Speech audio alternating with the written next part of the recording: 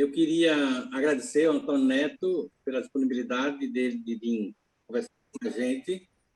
Eu queria que falasse, em algum vídeo desse que eu vi, o Neto mesmo falou, nossa, Neto, mas ainda tem quem fotografa com analógico? E eu queria começar aí lançando para você, ainda tem, Neto, gente fotografando com analógico? Bom, vamos começar formalmente então, né, pessoal? Boa noite para todo mundo que está aqui. Agradecer a presença de todo mundo, mandar um grande abraço para os meus amigos de Fotoclube. É sempre um prazer estar conversando com vocês. Infelizmente, nesses tempos aí, a gente está tendo que se reinventar e as nossas reuniões presenciais estão suspensas, né? Mas vamos lá, vamos começar falando sobre isso então, né? Bom, eu preciso começar falando que a fotografia com filme, ela vem ganhando um espaço, obviamente que nem uma fração do que era no final dos anos 90, né? Na metade dos anos 90, mas ela vem ganhando muito espaço, sim, com mais um hobby, com alguns projetos autorais, alguma coisa, principalmente para o público pós-anos 2000, pós-virada do milênio.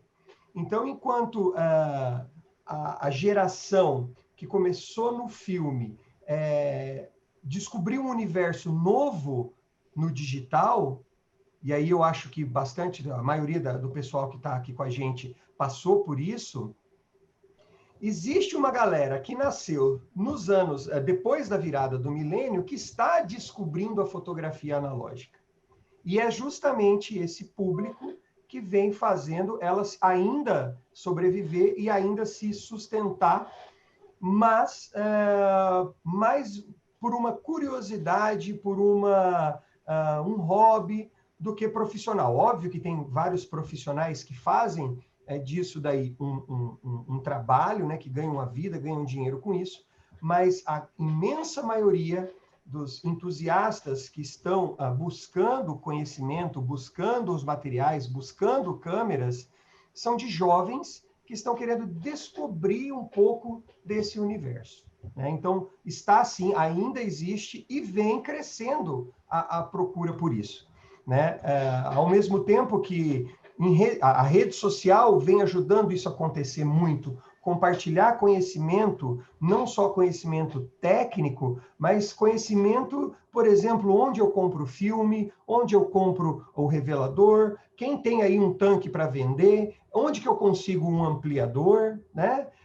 Então, essa troca de informação, principalmente pelas redes sociais e principalmente por um público mais jovem, vem fazendo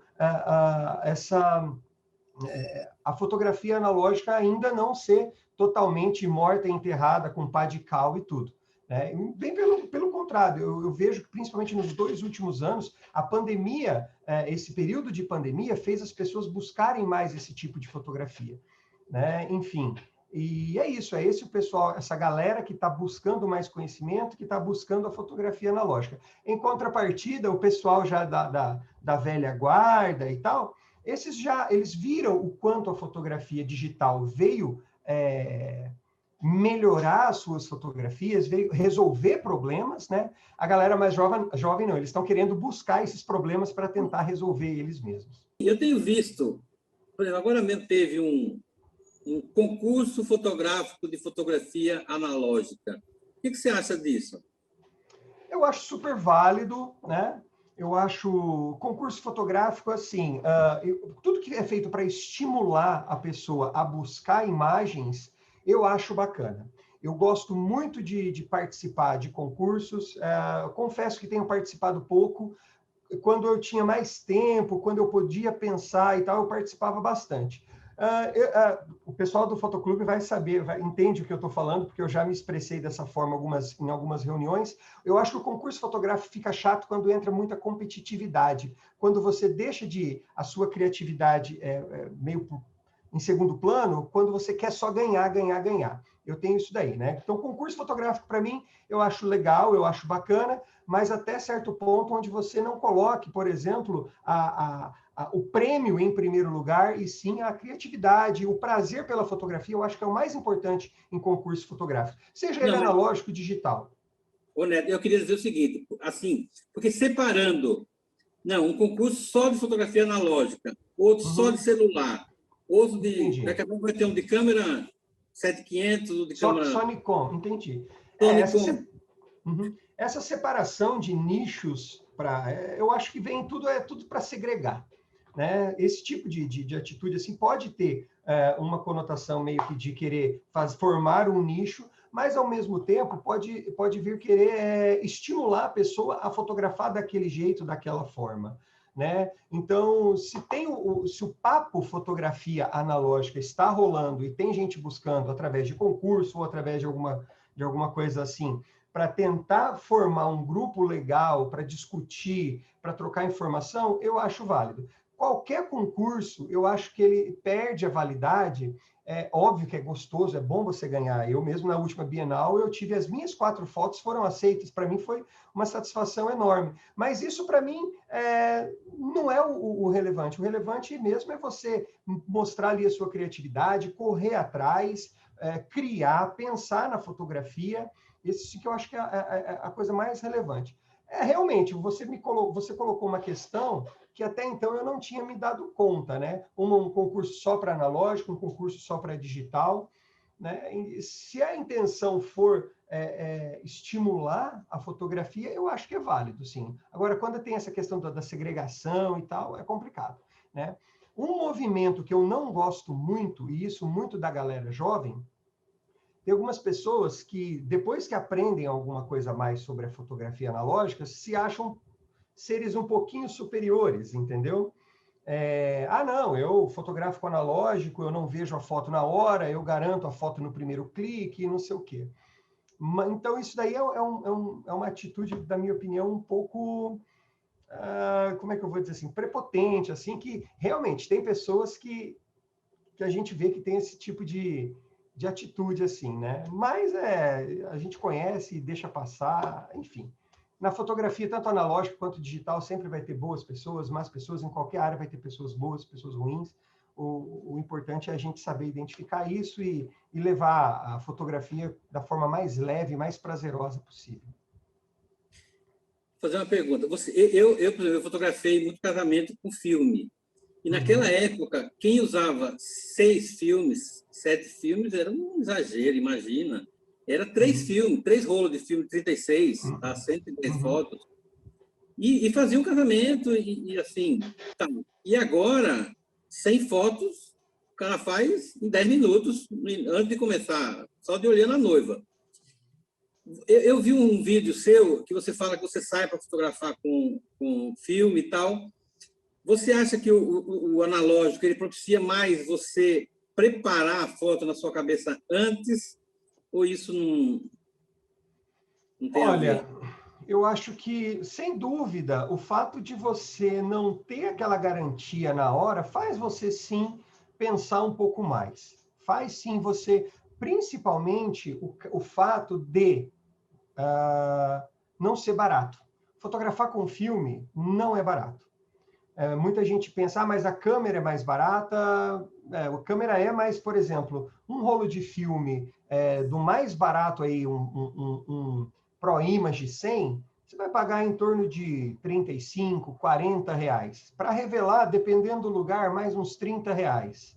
Né? Geralmente, hoje em dia, a grande maioria dessa galera, desse nicho que eu falei que fotografa com filme, eles já não ampliam, eles só fotografam com o filme, revelam a tira e mandam digitalizar, mesmo porque eles querem mostrar essas fotos em redes sociais. Né? Aí você pode até perguntar, mas qual que é a finalidade de você fotografar com filme, mas não ver a foto no papel e mandar digitalizar para ter um arquivo digital? Depois a gente pode falar sobre isso também.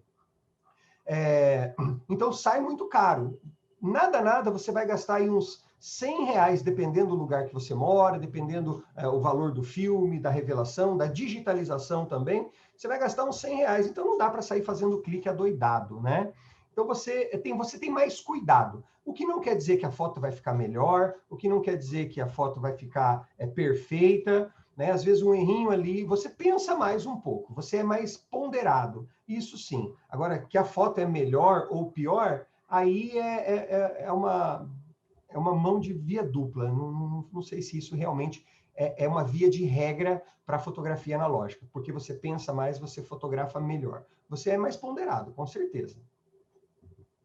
Então, o ato de fotografar, você acha que muda, é mais ponderado, mas o que você falou agora, que você ia perguntar, eu vou te perguntar, por que a pessoa faz com o filme, se depois ela vai transformar num arquivo igual eu fiz na minha digital? Então, essa é a geração que é a geração online, né? O fato de ser de ter um gasto a mais para ampliar essas fotos e o fato deles quererem, como é que eu vou dizer, mostrar esse trabalho em rede social, principalmente, faz com que eles não dêem valor na foto no papel, né? Não que eles não deem valor, não é isso, mas eu acho que é uma forma de economizar dinheiro, enquanto o legal, o bacana é ver a foto no papel. Mas eu vejo essa questão da digitalização também, o Clóvis, como um copião. E aí, eventualmente, se ele quiser alguma foto daquela no papel, ele pode mandar ampliar, né? A gente não mandava fazer os copiões, né? A prova de contato, hoje a gente pode dizer que a digitalização dos nossos negativos não deixa de ser uma prova de contato. E aí, a partir daquele...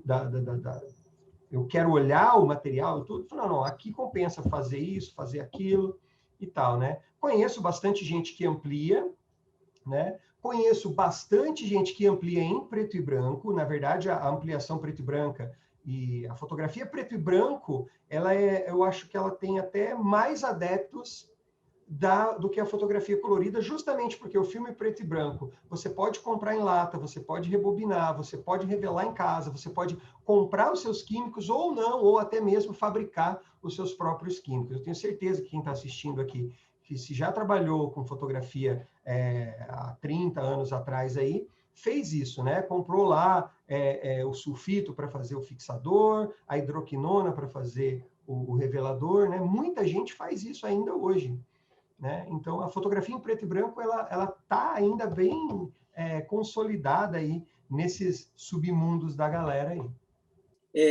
Neto, você fotografa o analógico, trabalho profissional ou só, vamos dizer assim, por diversão? Olha, se eu for começar a falar que tudo que eu faço, a gente vai ter que ficar um tempão aqui. Por quê? Ó, eu sou fotógrafo profissional aqui na minha cidade, tá? Eu fotografo eventos sociais, né? Óbvio que agora, nesse período, muito menos, mas assim, a minha fotografia profissional é baseada em fotografia de eventos. Fotografo também para publicidade, fotografo para arquitetura, fotografo, enfim, para revista científica, porque eu também, de formação acadêmica, eu sou biólogo, né? Na verdade, eu entrei na fotografia junto com a faculdade de biologia, eu comecei a estudar fotografia para conseguir fotografar meus trabalhos. E aí eu me especializei em macrofotografia, presto serviço para publicações científicas, presto serviço para treinamentos de fotografia aplicada para agricultura, macro, inseto, enfim. E aí eu tenho também o meu trabalho autoral, que é aí onde eu dedico mais a fotografia analógica para o trabalho autoral, porque eu acho que se for para... Eu não sei, eu não gosto muito de misturar as coisas. Aqui na minha região, apesar de ser uma cidade relativamente grande, é uma cidade meio que, como é que eu vou falar? Os meus clientes, assim, o público que me contrata, eles não têm um apreço, assim, não veem o meu trabalho, um trabalho com fotografia analógica, assim, eles ainda não conseguem enxergar isso como um trabalho alternativo. Basicamente falando assim, o Neto ainda fotografa com filme, nossa, que coisa mais antiga, não deve ser legal, né?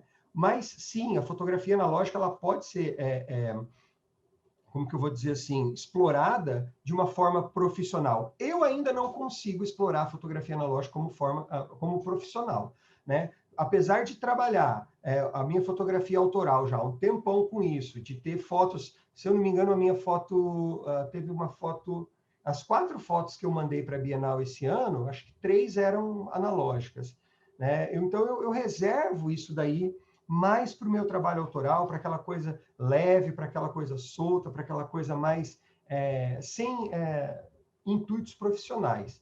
Mas, se alguém chegar em mim, como já chegou, alguns clientes já chegou em mim e falou, olha, eu quero fazer um ensaio só com fotografia analógica. Você faz? Faço, tranquilamente. Olha, eu quero fazer umas fotos ali no teu estúdio e tal, só com câmera analógica. Você faz? Faço. Já peguei alguns trabalhos assim, mas a grande maioria... Na verdade, aqui em Londrina, poucas pessoas sabem que eu... quer dizer, sabem assim, porque eu posto muito foto de segurando câmera, que eu ganho de presente e tal, mas esse trabalho meu mais a fundo, a questão do canal, a questão de ter aí uma relação mais aprofundada com a fotografia analógica, eu tenho mais, assim, as pessoas me conhecem mais fora daqui do que aqui, né? Em grandes centros, São Paulo, Rio de Janeiro, onde esse grupo ele está bem mais difundido. E, se não me engano, você falou que tem laboratório em casa e tal, pessoal. Você que revela os filmes ou você manda... Eu revelo colorido, preto e branco, e agora também estou revelando cromo. Ampliar, eu só estou ampliando preto e branco em casa, né? Quando eu quero ampliar colorido, eu moro bem pertinho de um laboratório que tem mini lab aqui, aí eu digitalizo e mando para eles, tá? O meu laboratório, dá até vergonha de falar, mas é um mini, não é nem mini, é um micro laboratório, onde eu tenho 1 metro de largura por 1,5 de comprimento.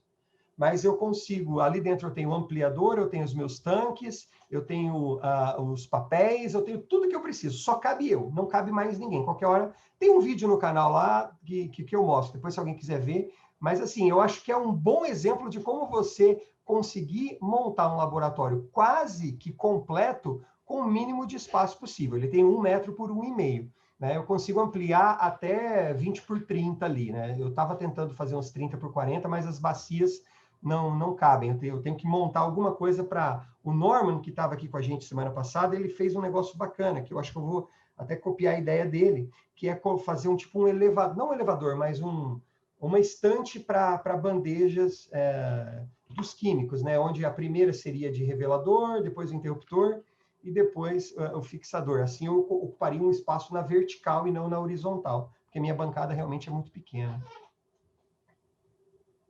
E aí, aqui em São Paulo, por exemplo, tem alguns laboratórios que fazem esse trabalho de revelar e ampliar. Mas, assim, as outras vezes que eu vi, era um valor mais caro do que você falou aí, Olha, de um filme ser 70, 80 reais.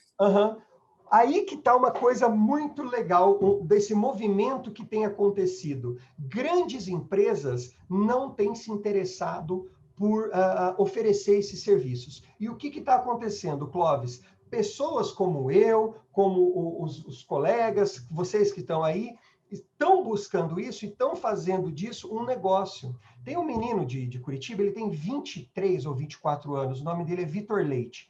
Ele falou para mim, Neto, quando eu comecei a assistir os seus vídeos há 4 anos atrás, eu revelei meu primeiro filme na frente do celular fazendo o que você fazia.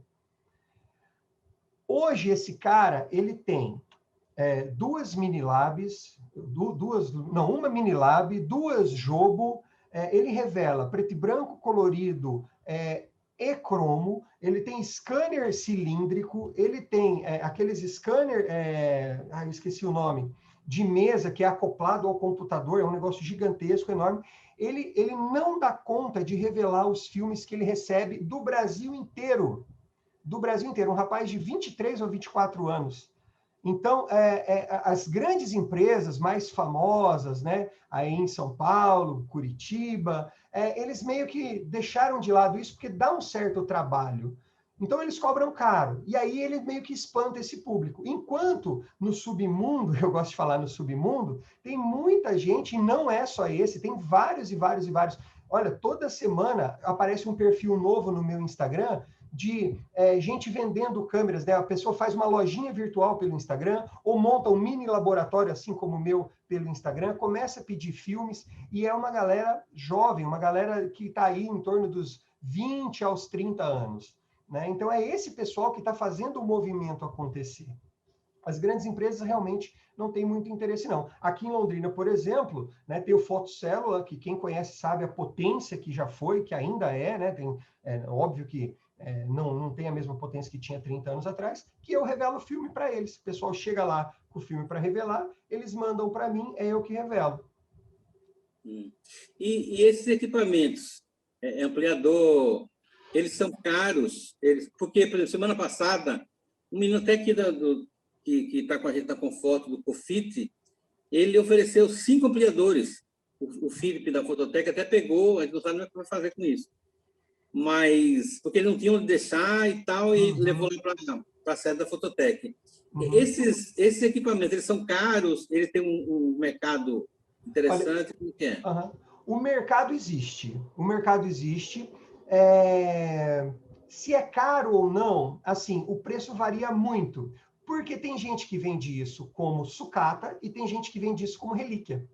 Então, essa é a grande sacada. Qual que é o problema? O que é o interessante? Quem tem esse material, é interessante estar inserido nesse nicho para saber para quem vende, para saber para quem passa, para conseguir colocar um valor ou não. Né? Eu tenho casos mesmo, eu conheço gente que vendeu Leica por R$300 e conheço gente que vendeu Leica por R$10.000.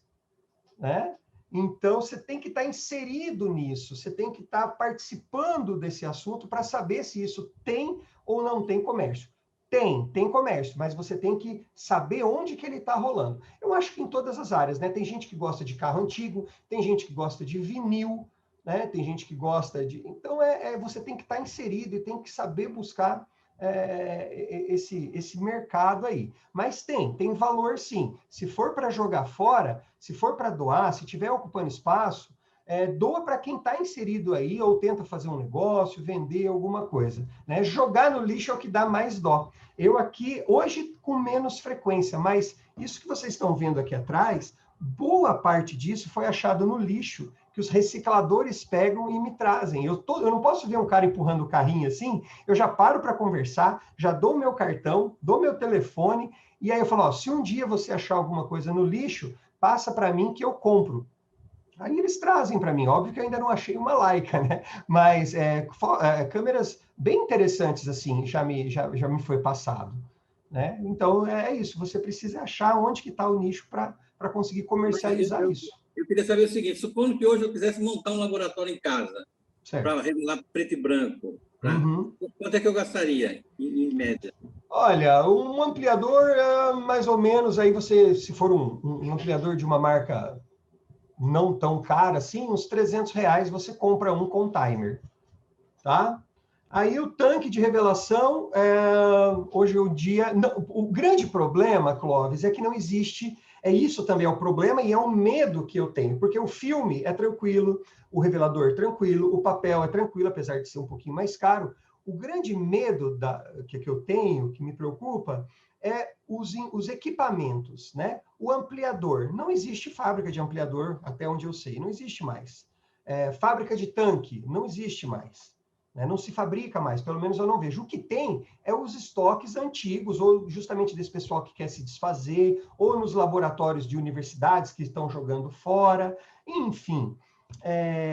Você vai gastar aí pelo menos uns R$1.000 para conseguir ampliar a foto, eu acho. Isso com as bandejas, as pinças, os tanques, o ampliador... Né? E fora a estrutura que você precisa também, né? Sempre você precisa instalar uma torneira de água quente ou alguma coisa nesse tipo. Aí, mais ou menos isso aí, uns R$1.000 você consegue comprar o material que você precisa para começar revelando e ampliando com tudo. Uma lâmpada vermelha. A lanterna de segurança, exatamente. Mas o Neto, me diz uma coisa, com esse trabalho todo, tem que ter um espaço, comprar esse equipamento. Eu volto ao título, por que a fotografia analógica? Se você tivesse que convencer alguém, o que você falaria? Pois é, né? Então, primeiro, a curiosidade, né? Primeiro é você participar do processo. A fotografia digital, apesar de ter trazido para a gente uma facilidade enorme, ela deixou de ter, acho que, o mesmo valor na questão de você, como é que eu vou dizer assim? Você dá mais valor para aquilo que você está fazendo. Quantas e quantas fotos vocês devem ter no HD de vocês que vocês viram uma vez só, deixou lá, esqueceu e nunca mais viu?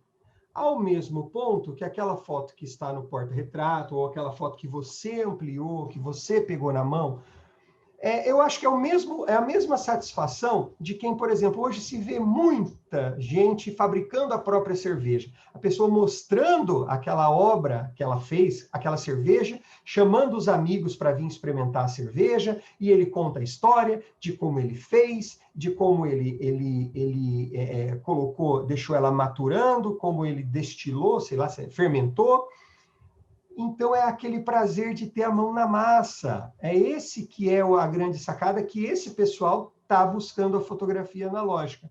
Enquanto, eu acho que é muito... A fotografia digital, como eu disse, apesar de ser muito, muito, muito fácil e com uma qualidade melhor, ela é uma coisa meio fria. Ela ficou uma coisa meio fria. Muito automático, muito rápido, mesmo porque as câmeras... elas também ficaram muito automatizadas. Você, basicamente, o que precisa fazer hoje em dia é apontar e disparar. Qualquer câmera que você compre, seja ela de entrada, cropada, full frame, intermediária, uma média formato, qualquer câmera, se você colocar naquele verdinho do automático, apontar, você vai ter uma foto com qualidade boa. Pode não ter qualidade visual boa, mas você vai ter câmeras com uma ótima resolução, com uma ótima nitidez, com uma ótima gama de cores, com um contraste bonito. Isso aí é fácil, né? Então ficou um pouco frio.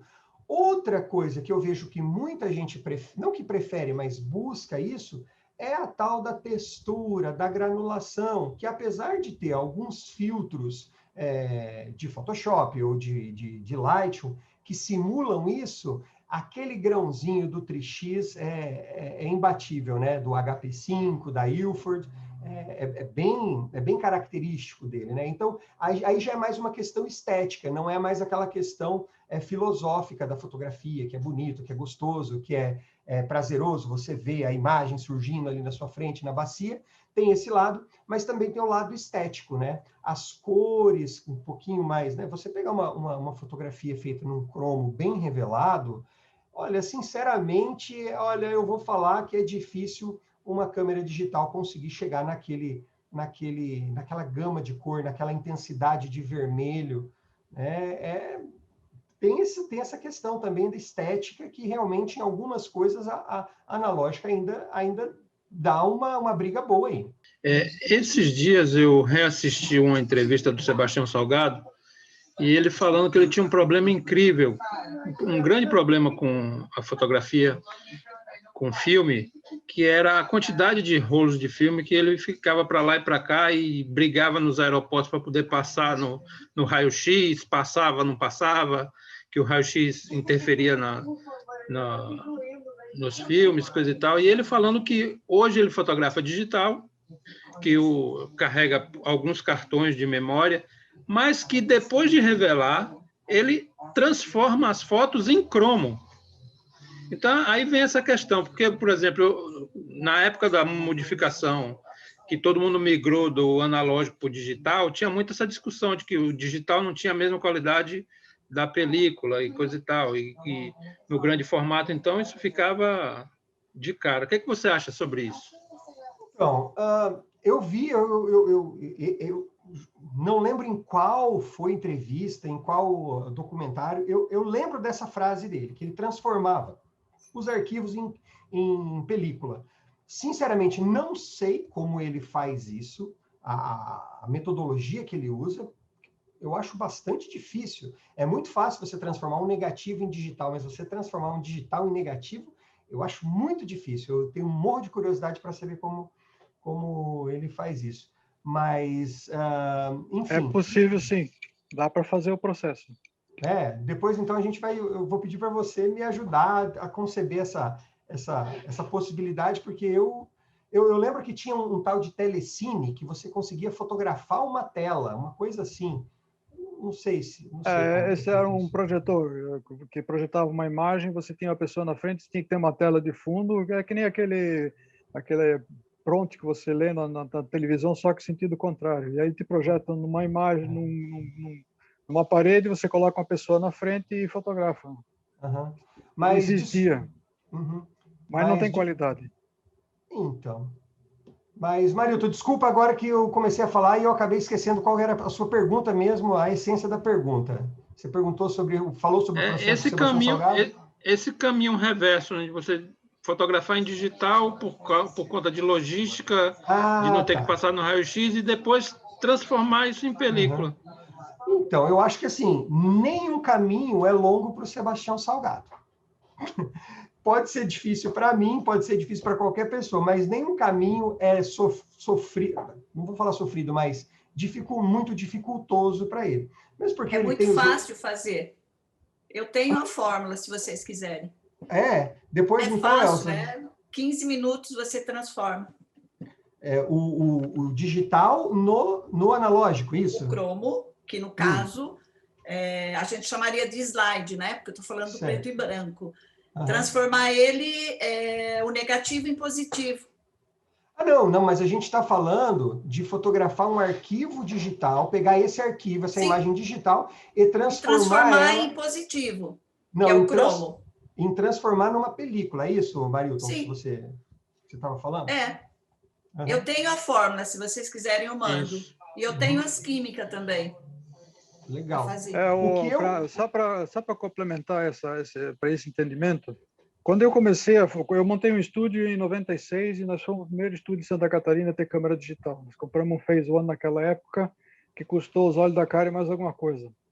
E tinha um pessoal em São Paulo que falava que fazia imagem digital. Eu não lembro quem é que era, acho que não era Thales Trigo, mas era um Lorca, não sei, eu não lembro quem é que era. O que ele fazia? Ele fotografava o produto 4 por 5 polegadas em cromo. Mandava digitalizar num scanner de tambor. Tá? Fazia todo o tratamento da imagem, recortava o fundo, fazia tudo que tinha direito, mandava de volta para o cara, e o cara sensibilizava de novo um filme 4 por 5. Existia um aparelho que fazia isso. Ele sensibilizava de novo o filme, não sei se era lambda ou o que era, tipo, eu sei que era alguma coisa assim. Sensibilizava, revelava, ele entregava para o filme, a fotografia para o cliente. Quer dizer que era um trabalho, a gente achava isso, eu e meu sócio achava, pô, peraí, o cara ele fotografa, digitaliza, põe filme para o cara digitalizar de novo, entrega o arquivo digital, corta um caminho no meio da história. Tá? Uhum. E isso é uma coisa que normalmente quem fazia isso era nos grandes birôs. Eu não lembro o nome do birô que tinha em São Paulo, tinha um que era, os caras tinham até estação de rádio para poder mandar arquivo digital em São Paulo, não lembro, mas faz 90 e tanto, eu nem lembro mais como é que foi. Mas existia esse tipo de equipamento. Isso foi uma combinação entre analógico, digitalizar, fazer todos os retoques que você precisa fazer e você entrega de novo um 4 por 5, 8 por 10 polegadas Uma chapa, cliente. uma chapa. Uma chapa, exatamente uma chapa. E o cliente vai escanear essa chapa de novo e aí não precisa fazer nada, né? Ele já está com a imagem pronta, finalizada. Entendi. Então, como eu estava dizendo, eu acho que para o Sebastião Salgado nenhum caminho é muito longo, porque o nome que ele tem, enfim, tudo mais, né? Ele tem simplesmente ele clica. Quando a gente fala simplesmente clica, fica um negócio meio como se fosse fácil o que ele faz. Mas ele clica e todo esse processo do caminho até chegar à imagem pronta, ele participa meio que supervisionando, assim, né? Então, se ele falar que vai fotografar com filme preto e branco e vai te entregar um filme colorido, ele vai. Uma foto colorida, ele vai. Pode ter certeza que ele vai. Neto, o Paulino está perguntando aqui, como você revela cromo, usa algum equipamento específico ou vai na mão mesmo? Qual é a marca do kit? Certo. Existe um processo... Na verdade, o cromo, o processo nativo dele, o E6, é feito com um kit próprio para isso, tá? É um processo que tem 6 banhos e tal. Aí depois eu acho que tem um outro kit tetenal, que é só 3 banhos. E aí existe uma revelação meio que alternativa, tá?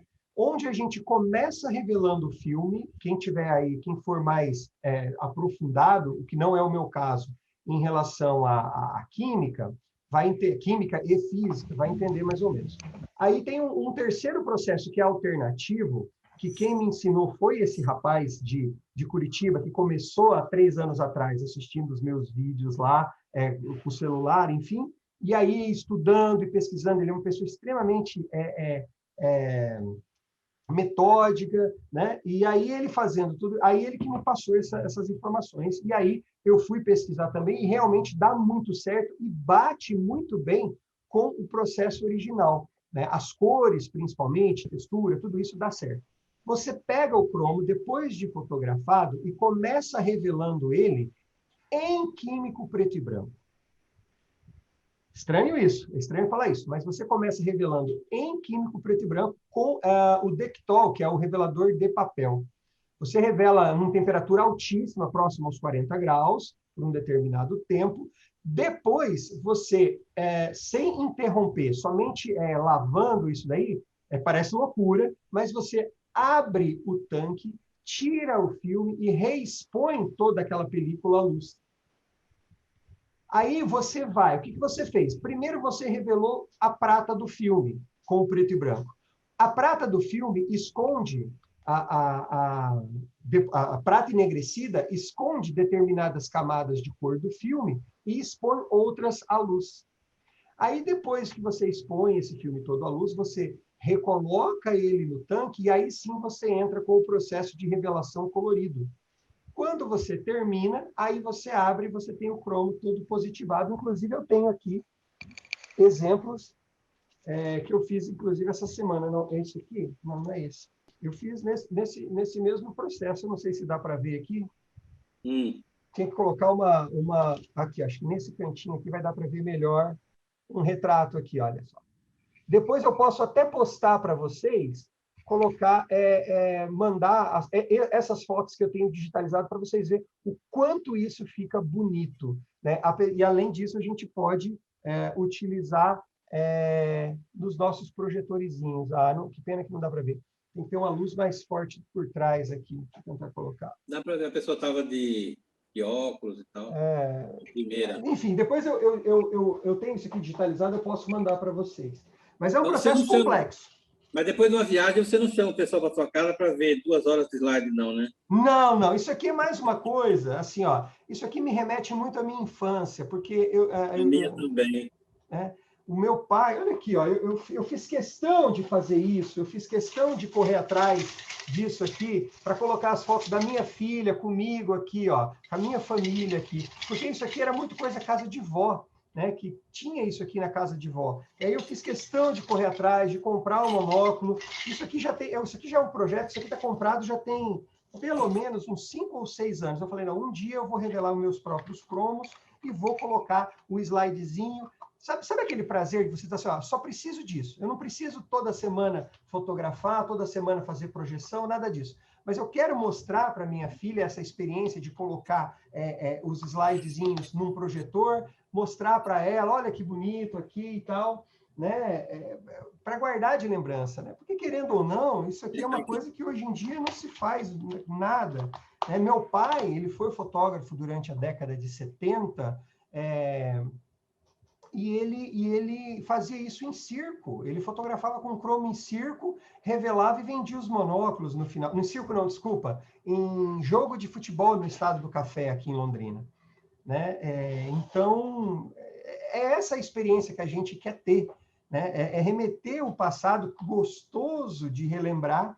Né? Semana retrasada, teve aqui aquele encontro onde Norma mostrou as câmeras. A Elza, então, deu um show aí falando sobre as experiências dela, toda aquela vivência, aquela experiência dela, ela compartilhou com a gente. Olha que coisa bacana. E é isso que eu quero aqui. Eu não preciso estar revelando o cromo toda semana, projetando toda semana, mas eu quero ter aqui na minha gaveta, no meu acervo. Falei, não, esse fui eu que fiz. Isso né? Vou pegar aqui, ó. Vamos pegar aqui algumas. Olha aqui, ó. Revelando, tentando fazer. Essa aqui é minha filha, ó. Eu tentei fazer um sépia. Não sei se dá para ver aí, né? Aqui eu tenho foto.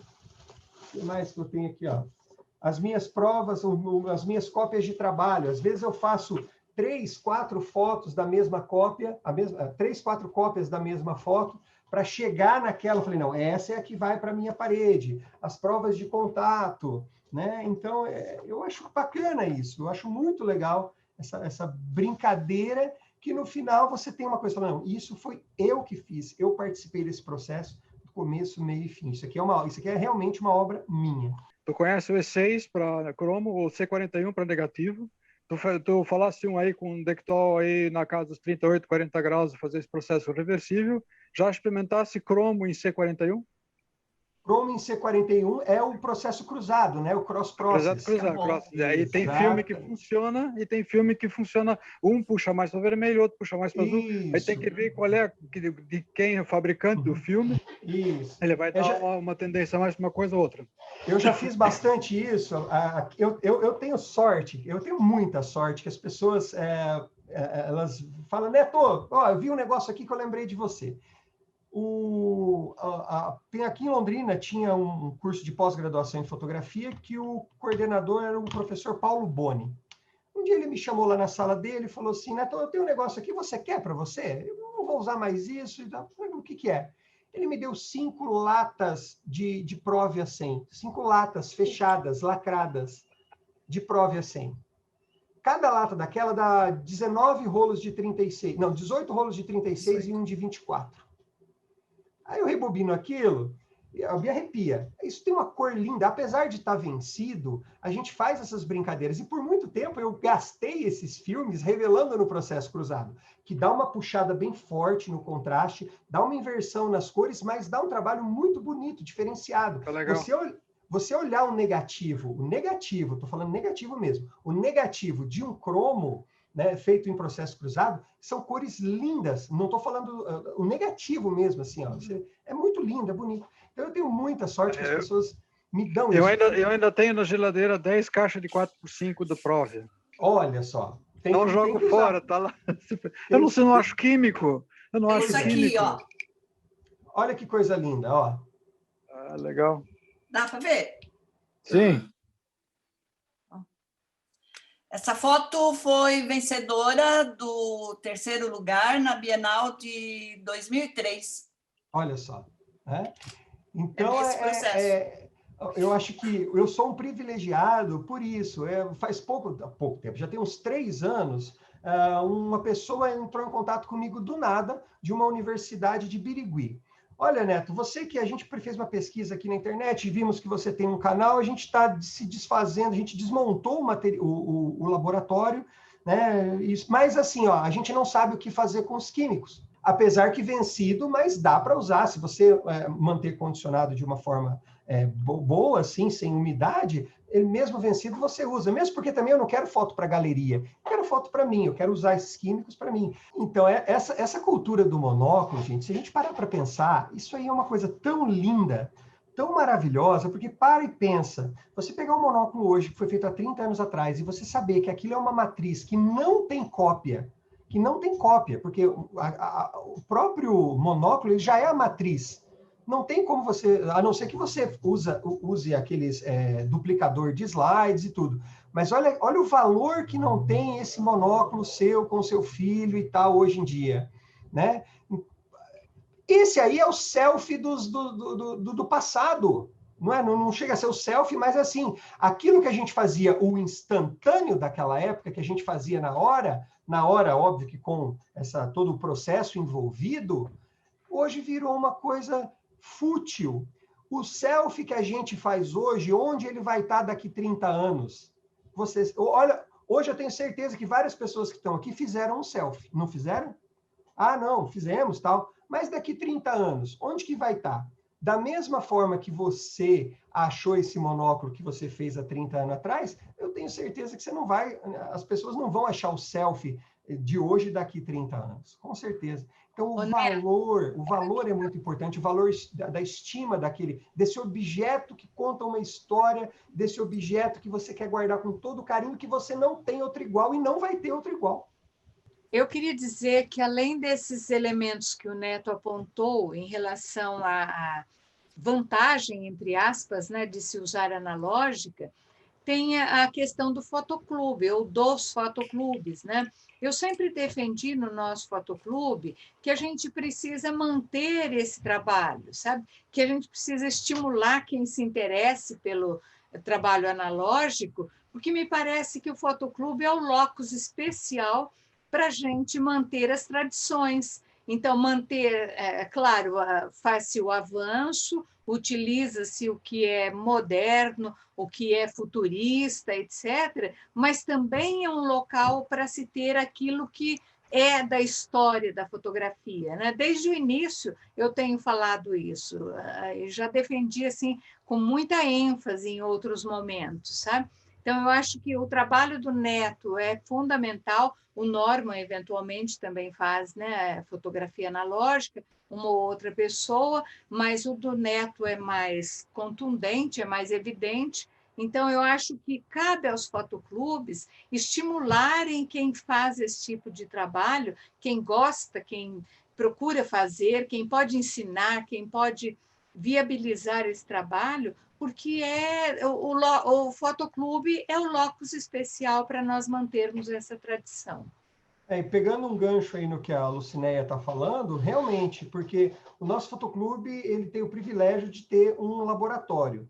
Quando eu entrei para o fotoclube, eu acho que foi em 2010, se eu não me engano, o laboratório ele era meio que um depósito. Ele foi amplamente utilizado, mas depois da década, aí, ao final da década de 90, meio que com o advento do digital, ele ficou meio que um depósito. Aí quando eu entrei, eu falei, poxa, tem um laboratório aqui. Mas assim, praticamente não se entrava dentro.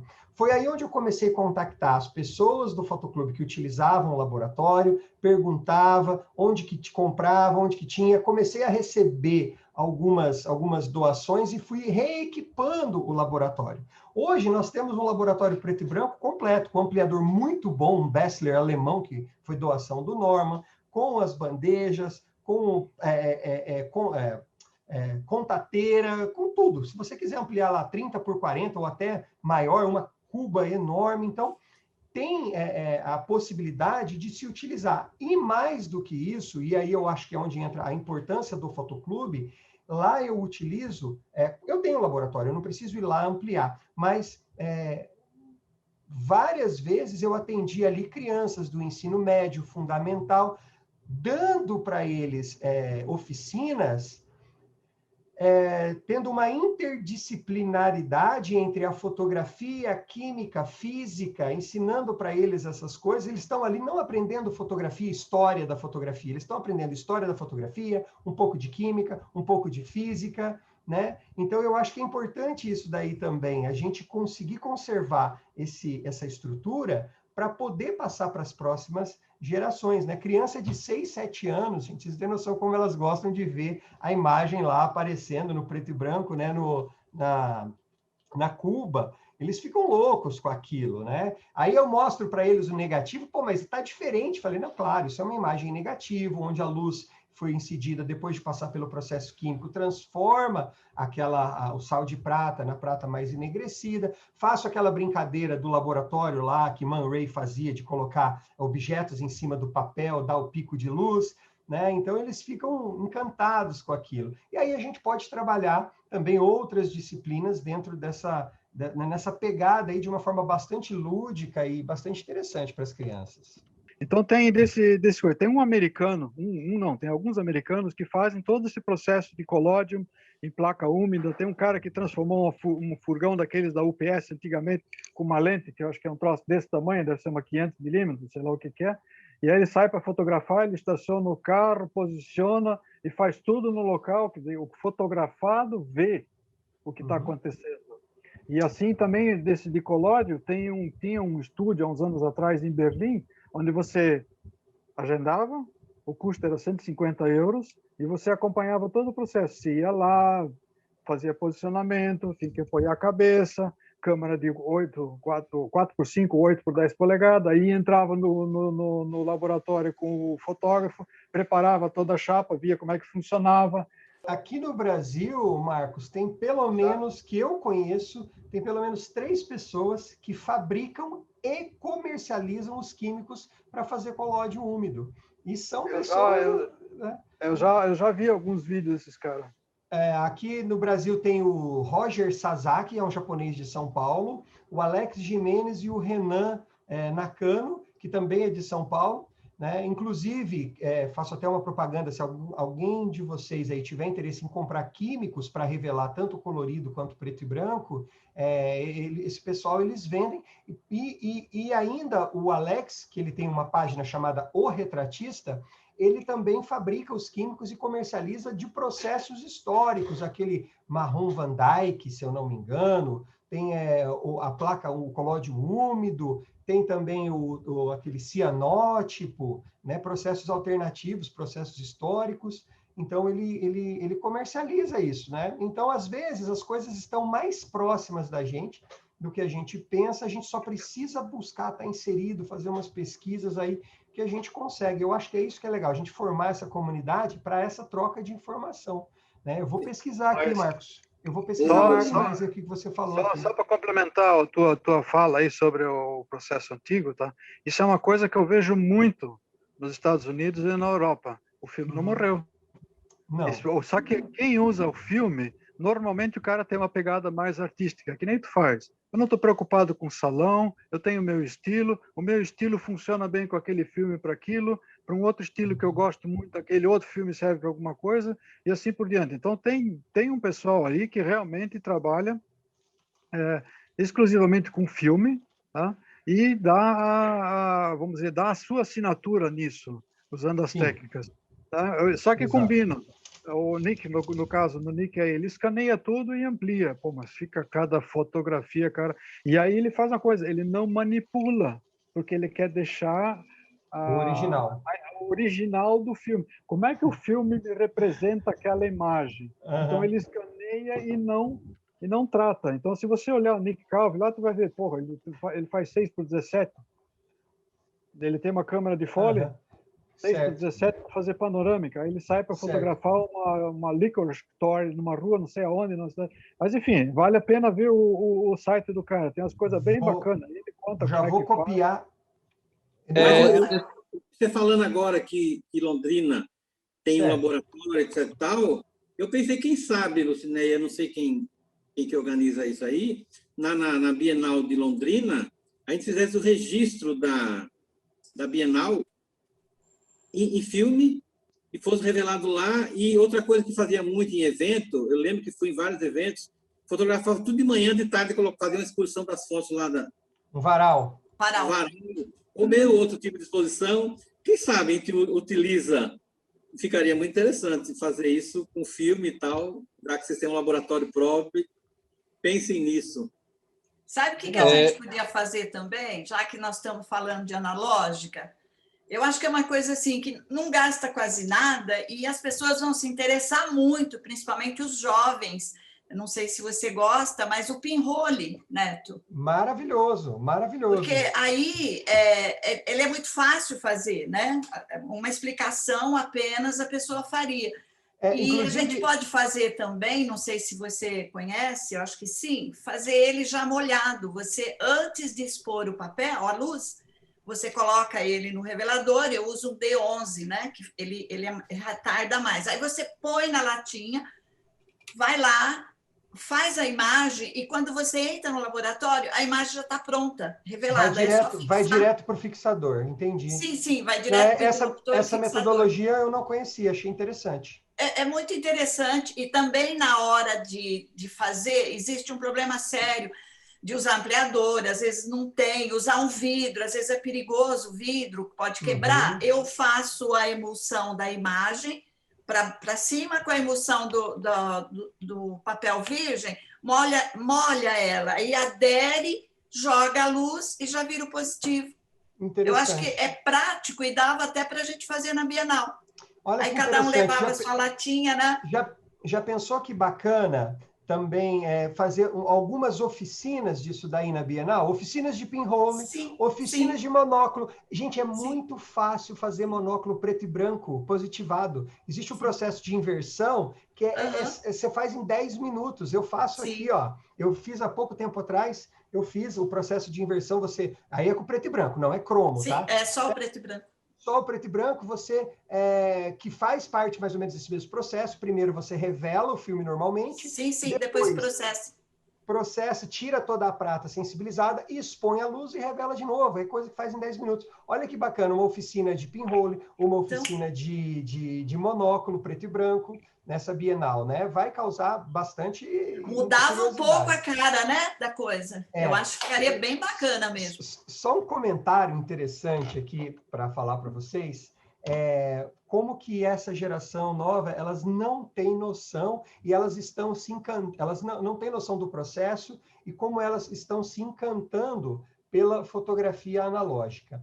Sim. Eu sou uma pessoa que eu procuro muito a qualidade visual, não só estética, mas também técnica. Então, por exemplo, aqueles macarrõezinhos da poeirinha que fica no ampliador ou que eventualmente fica no negativo, que a gente acha um terror aquilo é visto hoje como coisa bonita. E às vezes eu posto uma foto que está muito bem revelada, está muito bem exposta e tudo, e aí as pessoas falam, mas cadê aquela poeirinha da fotografia analógica? O risquinho. Cadê os risquinhos? Cadê o que? Essa galera, vocês acreditam que elas querem isso? Exatamente, sim. Elas querem a característica daquilo, elas querem a poeira, elas querem aquelas cores lavadas, aquelas cores sem contraste, tudo que eu, como fotógrafo, não quero. Né? Eu acho isso, falei, pô, olha só como que tá as coisas, né? Às vezes, pessoas olha só, Neto, chega uma mensagem para mim, Neto, qual câmera você me indica para comprar? Falo, olha, depende. Eu sempre falo que para eu indicar uma câmera para uma pessoa, eu preciso saber 3 coisas. Primeiro, quanto ela tem no bolso. Segunda, qual é o conhecimento fotográfico que ela tem. E terceiro, o que ela vai fotografar. Se eu não souber, no mínimo, essas 3 coisas, não tem como eu falar para ele, ó, compra uma Nikon F6, compra uma Nikon, compra uma saboneteirinha.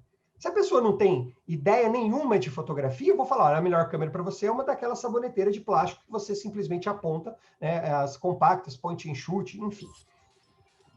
Aí a pessoa me pergunta assim, mas essas fotos, Neto, essa câmera faz aquelas fotos vintage? Eu falo, mas espera lá, o que é foto vintage? Ué, aquelas fotos com cisco, com poeira, com contraste mais retrô. Eu falei, não, aquilo lá, a câmera não importa nada. Isso aí, na verdade, é um erro no processo. Na verdade, é isso. A poeirinha na foto, a foto lavada, aquela foto sem contraste, é um erro no processo, né? A câmera boa, ela faz de tudo para não ter essas coisas, para não ter a poeirinha, para não ter os risquinhos e tudo mais, né? E isso é a galera que acha legal. Olha só, existe um movimento, não gosto muito de falar movimento artístico, mas dentro da fotografia analógica, existe um movimento, uma mania chamada sopa de filme. Alguém já viu falar isso ou não? Sopa de filme?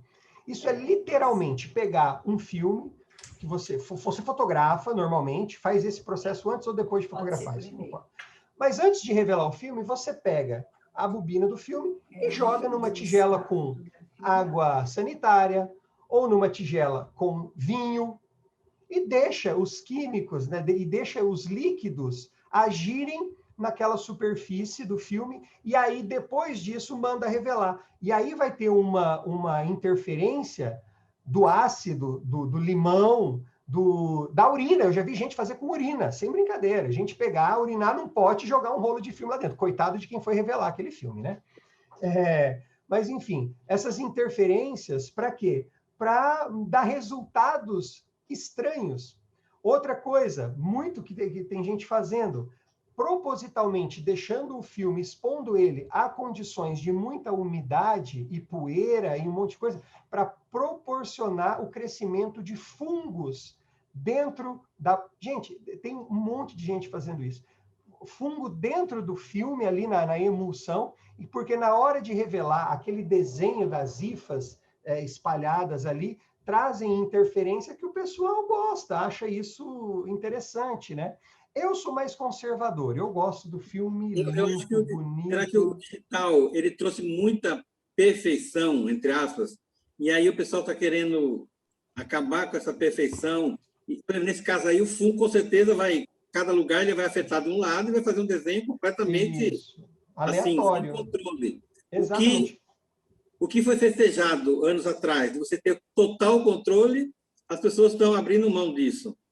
Exatamente, eu vejo bem isso mesmo, né? Às vezes você vê um resultado que, assim, não tem qualidade fotográfica, né? Quando eu falo de qualidade fotográfica, é aquela coisa do filme perfeitamente exposto, revelado, sem poeira, sem risco, sem nada. Então, eu acho que o grande tchan que uma galera gosta aí é a surpresa do inesperado, assim como a própria fotografia analógica é, né? Querendo ou não, esse pessoal, às vezes chega ontem mesmo foi uma menina no meu estúdio, e eu estava com o estúdio todo montado, ela estava com uma câmera, ela levou a câmera para eu colocar filme na câmera para ela, porque foi uma câmera que ela ganhou, ela deve ter seus 22 anos mais ou menos. Falou, Neto, eu não entendo nada disso, mas eu tô doida para fotografar, eu quero tirar alguma coisa daqui. Falei, não, vamos lá. Eu tenho rolos e mais rolos de filme lá. Eu falei, não, eu vou te dar um filme preto e branco para você ter uma experiência legal. Ela deu para eu colocar. Eu falei, não, eu não vou colocar filme para você. Você vai colocar o filme, eu vou te ensinar. Ela colocou o filme, eu fui falando. Ela parou tudo, falou, não, volta do começo, eu vou colocar o meu celular filmando isso, porque eu quero registrar o momento colocando o filme na câmera.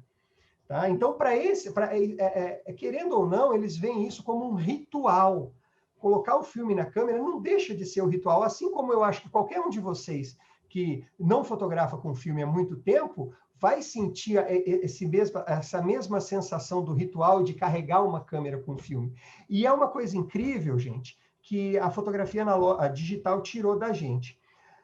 Eu fotografo, eu revelo pelo menos 10 rolos de filme por semana, seja meu ou de outras pessoas que trazem aqui para eu revelar, colorido, preto e branco, tudo. Quando é filme meu, parece que eu sinto a mesma ansiedade, a mesma frio na barriga do que eu sentia há 10, 15 anos atrás, enfim, coisa que, sabe, aquela coisa de esperar, olhar, falar, ai meu Deus, tirar do tanque, vamos ver, ai, graças a Deus saiu. E como várias vezes eu já me decepcionei, né? Às vezes, peguei... Teve uma vez que eu fui revelar um filme com fotos lindas, e eu esqueci, do nada eu coloquei primeiro o fixador. Manchou tudo. Não, minto. Não foi o fixador que eu coloquei primeiro. Na hora de diluir o químico, eu misturei o revelador com o fixador.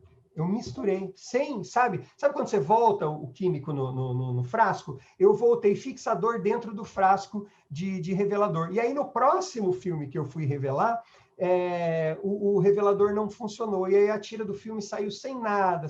Eu falei, meu Deus do céu, que coisa que eu fui fazer, né? Então, é aquele frio na barriga. E isso, por mais que o tempo passe, por mais que a gente faça isso corriqueiramente, é sempre uma sensação interessante a gente sentir isso aí. Esse é o problema do filme profissional, tá? Cara, eu nunca me esqueço, eu fui fotografar um avião no aeroporto Navegantes, para Rio Sul, na época, 2 rolos de filme 120.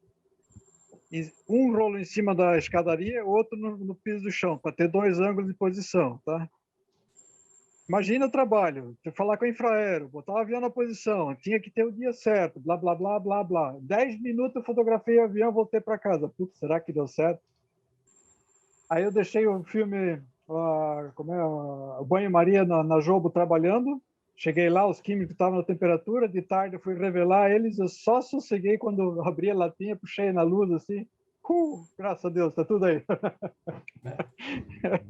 Não é mole, não. Outra coisa que o pessoal tem feito bastante, buscado bastante também, porque é o seguinte, querendo ou não, só para vocês terem uma ideia, tá? Eu vou tentar mostrar aqui, eu não sei se vai dar para vocês verem. Vou ver aqui, ó. Olha ali, ó. Esse lotezinho de filme aqui tem R$1.000 em filme. R$1.000 aqui, ó. Nesse lotezinho deve ter o quê? Uns 20 rolos de filme ali. Tem R$1.000 ali. E aí, o que eu vou dizer agora? Tem muita gente procurando alternativas mais baratas para conseguir ter essa experiência que não é uma coisa que qual você pode estar queimando o filme a rolé ali, né? Então, o que o pessoal está fazendo? Buscando filme vencido, né? Comprar filme de cinema, porque a bitola do 35mm é a mesma, ou do filme de cinema, ela é a mesma. Então, a Kodak tem, por exemplo, lá um filme chamado Vision 3, que ele é fabricado para se filmar com ele. Mas como a bitola do 35mm é a mesma, o pessoal pega isso, rebobina em bobinas já usadas e repassa isso daí. Isso a gente tem um resultado também interessante, né? Assim como os filmes vencidos, tem uma perda de contraste e tudo, mas faz o quê? O inusitado, a surpresa, né? É o que o pessoal está buscando as alternativas para conseguir ter essa experiência sem gastar muito. Neto, você falou de fazer revelação com o filme com fungo para alterar. Uma coisa também que altera e fica muito bom, ou seja, fica diferenciado, né? Principalmente para a galeria de arte, assim, quando você manda, ou você esquenta o líquido, o revelador, né? Que aí ele vai dar uma quebrada na gelatina, ou você põe um tiquinho de soda no revelador. Soda cáustica? Também, a soda cáustica. A soda, ela retira, né? Ela vai retirando algumas coisas, algumas gelatina ali, vai ficando manchadinho. Agora, a água quente é muito legal, porque você tem a impressão que é uma tela. Ele parte, sabe? Ele dá umas partidas assim.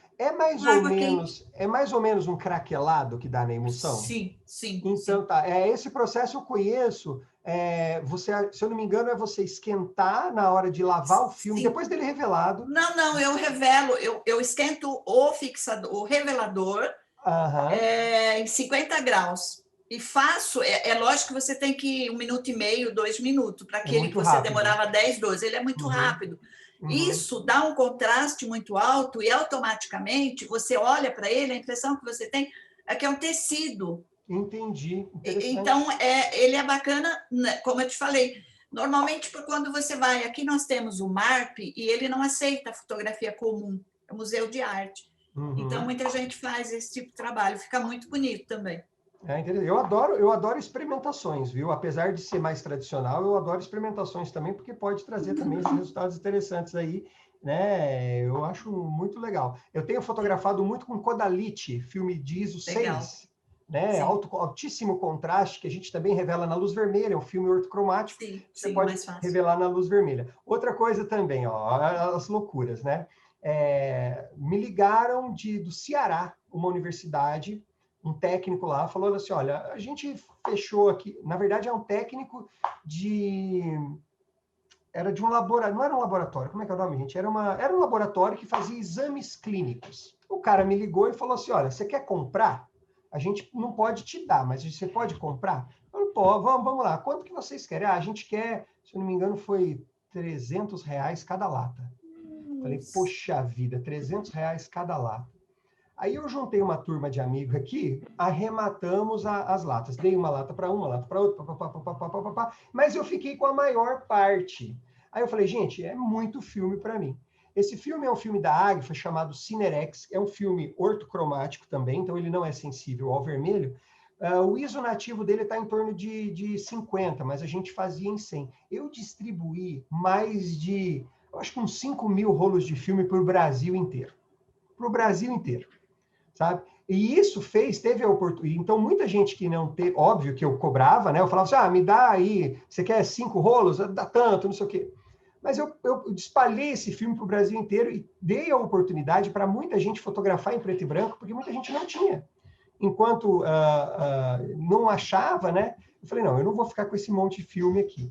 Inclusive, me sobraram 3 latas que eu falei, não, agora parou, o que sobrou é meu e eu tô queimando. Mas é assim, um filme de contraste lindo, lindo, lindo, lindo, que quando revelado com 5% de Dectol, quem tem pele mais escura, mais puxada, negra mesmo, fica um tom metalizado tão lindo, que inclusive foi as minhas fotos que foi para a Bienal desse ano, eu fiz com esse filme. Que assim, é o filme da minha vida, mesmo porque eu já fotografei mais de 300 rolos desse filme, com certeza bem mais, e vou fotografar pelo menos mais uns 200 que eu tenho aqui em casa, né? Então, essas oportunidades que eu vejo que a fotografia me dá, e eu tento repassar para todo mundo, né? Por isso que eu gosto de estar conversando, é por isso que eu tenho um canal há mais de 5 anos falando sobre isso, fazendo vídeo. Muita gente é o dia inteiro me enchendo o saco no Instagram, mandando mensagem, eu paro o tempo, às vezes eu não posso responder na hora, né? Mas eu estou sempre ali, estou sempre levando essas informações para mais pessoas aí. Neto, é o seguinte, a gente vê ainda na Europa pessoas ainda ganhando dinheiro com a fotografia analógica em frente a monumentos, entendeu? Eu, por exemplo, quando eu vou a Portugal, eu vou na cidade de Viana do Castelo, lá tem uma igreja que é Santa Luzia, e tem um rapaz há mais de 40 anos que fotografa lá com a lambe-lambezinha dele, com o próprio tanque. Enquanto você faz a visita à igreja e retorna, ele já está com sua foto pronta, e na faixa aí de 5, 7 euros, a foto 10 por 15. Isso vai dar 35, 40 reais, uma foto 10 por 15. E ele está lá naquele pontinho dele há mais de 40 anos. Isso eu falo Portugal, na Espanha também encontrei várias pessoas em pontos assim estratégicos ganhando dinheiro ainda com analógico. Agora, Antônio, só um pouquinho. Sobre o que você falou, alguém de vocês aqui perderia a oportunidade de fazer um retrato com um lambe-lambe hoje por 100 reais se fosse? Eu não perderia. Não perderia. Exatamente. Se eu sair de casa hoje, ali na esquina, e tivesse um lambe-lambe na frente da catedral da minha cidade, aqui, onde era um ponto de referência de lambe-lambe, eu não pensaria 2 vezes para pagar 100, 200 reais que fosse para ter um único retrato naquele postalzinho de lambe-lambe. Mas aqui, exato. E aqui a gente não vê isso, não sei porque o pessoal não tem essa visão. Eu acho que ainda é dessa cultura do que o analógico é feio, é velho, é retrógrado, né? O pessoal brasileiro gosta muito de tecnologia. Eu acho que os europeus eles dão mais valor nessa coisa mais histórica. O brasileiro não. Eu não perderia. Eu acho que o problema se chama cultura, educação. Falou tudo, falou tudo. Então, para encerrar, eu queria agradecer muito, Tony Neto, sua experiência, passar para a gente. A sua vivência é um cara novo, mas eu tenho muita experiência, muita bagagem.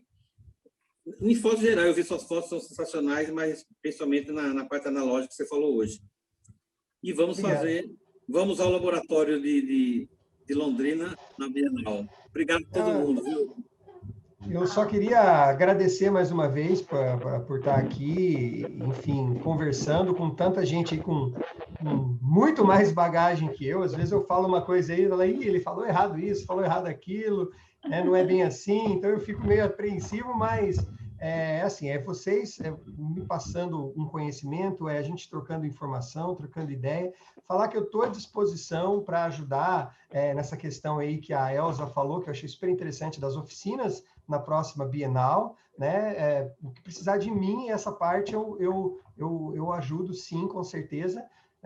Falar para vocês, se alguém aí estiver abandonando o equipamento analógico ou químico ou qualquer coisa relacionada a isso, não façam isso. Se for para fazer, entre em contato comigo antes para a gente dar o destino certo, né? Se vocês souberem de alguém, algum laboratório, alguma coisa que estão se desfazendo e tudo, passe o meu contato, a gente vê uma forma, assim como eu falei, a grande sacada é as pessoas saberem que você usa esse recurso para alguma coisa. Quem coleciona câmera, geralmente ganha câmera. Né? Esses dias atrás, a gente estava aqui numa reunião onde eu via cada coisa mais linda do mundo. Olha aí, ó, tá vendo? Eu até separei umas aqui, falei assim, se eles falarem para eu mostrar alguma coisa, eu deixei umas coisas especiais separadas aqui. Mas quem coleciona câmera e fala para os outros que coleciona câmera, ganha câmera. Essa é uma experiência que eu tenho, a experiência que eu vi vocês compartilhando na semana passada. Fulano tal ia jogar fora, me deu, tá. Então, e não é só câmera não, tá? É qualquer coisa relacionada à fotografia, que traga um pouco de história, ou que tenha utilidade, vocês não têm noção das coisas que eu ganho e dá para usar sim. Eu revelo 4... Eu tenho 4x5, acho que dá para ver a minha Graflex aqui. Vamos ver. Ali, a minha Graflex está aqui, ó. Eu tenho feito bastante foto com 4x5. Eu tenho o tanque para revelar as chapas também, tudo, mas só preto e branco. Colorido, eu tenho um problema sério aqui, porque como eu não tenho jogo, eu preciso aquecer os químicos antes. E aí, o que eu faço? Primeiro eu aqueço o tanque, eu não faço banho-maria, eu aqueço o tanque, aí eu aqueço os químicos no rabo quente, sabe? Esses ebulidor. Eu esquento tudo no rabo quente, revelo com um agitador que tem da Bessler, que ele só gira, ele só agita, ele não tem controle de temperatura nenhum.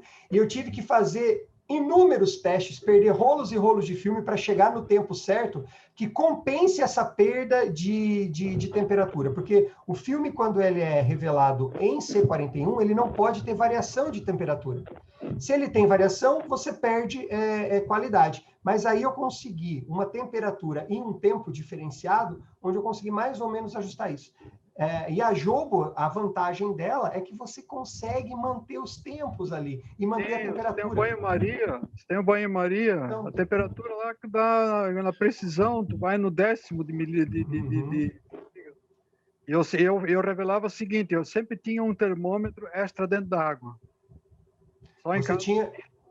termômetro extra dentro da água. E eu me baseava, sempre tinha, esse termômetro extra sempre tinha um meio grau de diferença, mas aí eu sabia, porque eu media a temperatura do químico, não da água.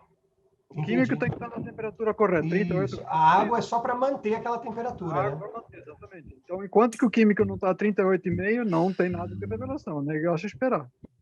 Eu vou agradecer a todo mundo que estava aqui, além do Antônio Neto, todos vocês que vieram aqui conversar com ele. Muito obrigado para vocês. Boa noite. Eu só vou deixar meu WhatsApp aqui, se alguém quiser entrar em contato comigo pelo WhatsApp, tá?